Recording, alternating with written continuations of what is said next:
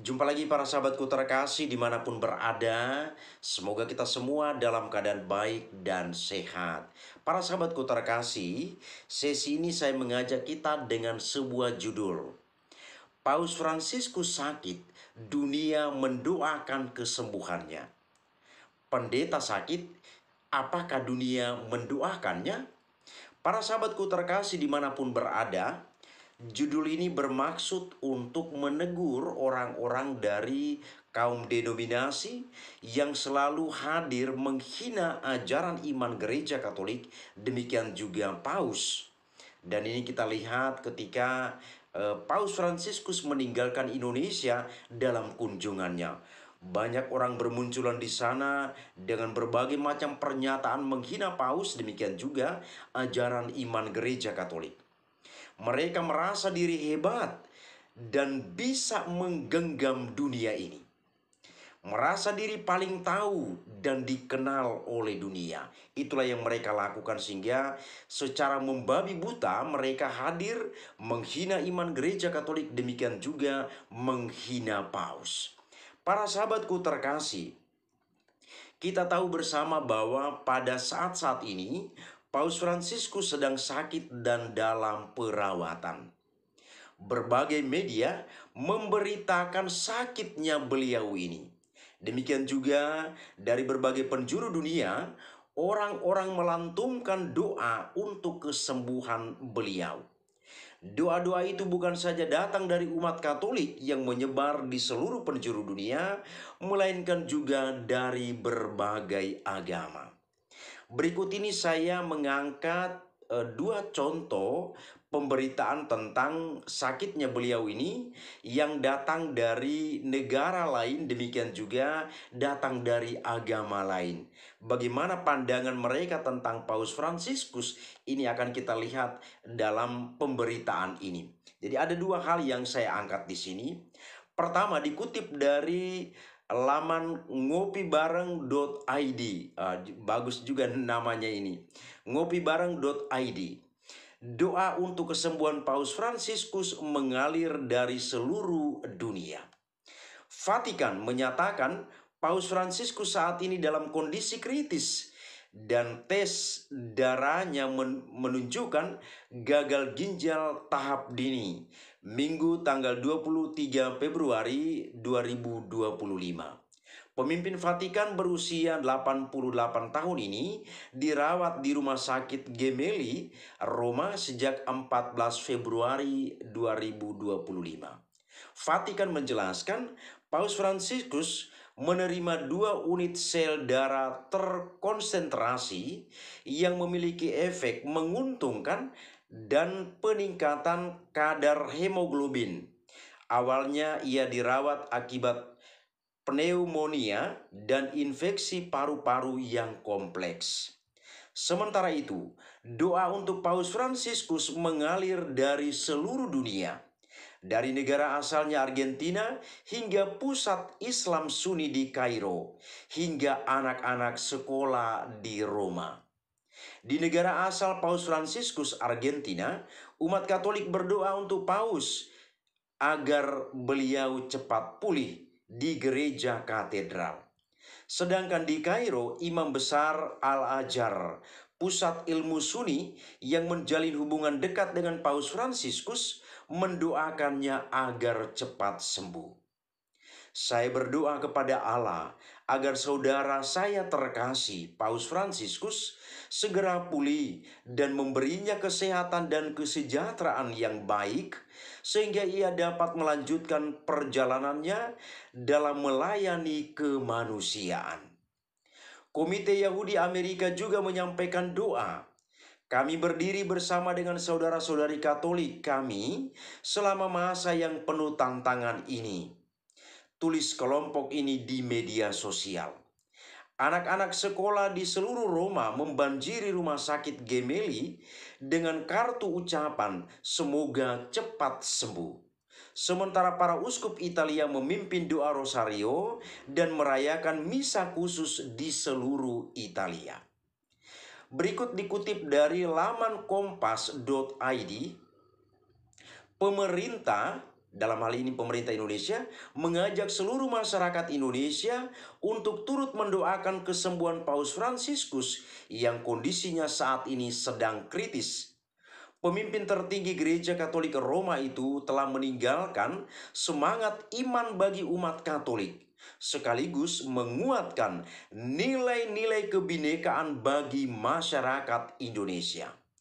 Menteri Agama Nasaruddin Umar mengatakan, Paus Fransiskus adalah tokoh yang menjunjung tinggi kemanusiaan.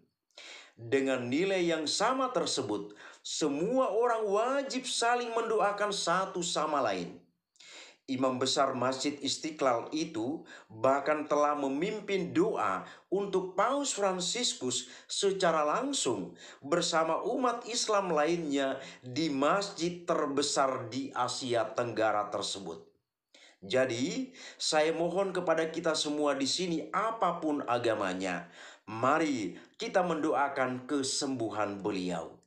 Kita perlu ketokohan, kita perlu keteladanan dalam dunia, dalam kemanusiaan, kata Nasaruddin saat kolokium memaknai 5 bulan kunjungan apostolik Paus Fransiskus di Universitas Katolik Atmajaya, Jakarta. Terlebih lagi, kunjungan apostolik Paus Fransiskus pada September 2024 itu tidak hanya menguatkan iman umat Katolik di Indonesia, tetapi juga menguatkan nilai-nilai kebinekaan bagi masyarakat Indonesia. Oleh karena itu, doa untuk kesembuhannya perlu dipanjatkan.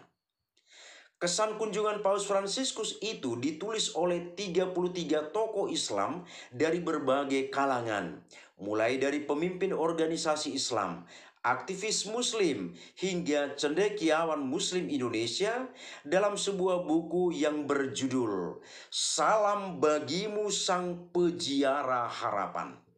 Buku ini sekaligus juga menjadi doa bagi kesembuhan Paus Fransiskus. Melalui buku setebal 496 halaman ini, masyarakat diajak untuk melihat keragaman pandangan dan refleksi mendalam tentang makna kunjungan Paus Fransiskus ke Indonesia. Setiap tulisan mengungkapkan rasa hormat dan sambutan hangat terhadap Paus Fransiskus serta harapan akan kemajuan dialog antar umat beragama yang lebih intens. Dengan kebijaksanaan dan wawasan dari para penulis pula, buku ini memberikan gambaran yang kaya dan beragam mengenai bagaimana kunjungan ini bisa menjadi jembatan untuk mempererat hubungan antar komunitas religius di Indonesia.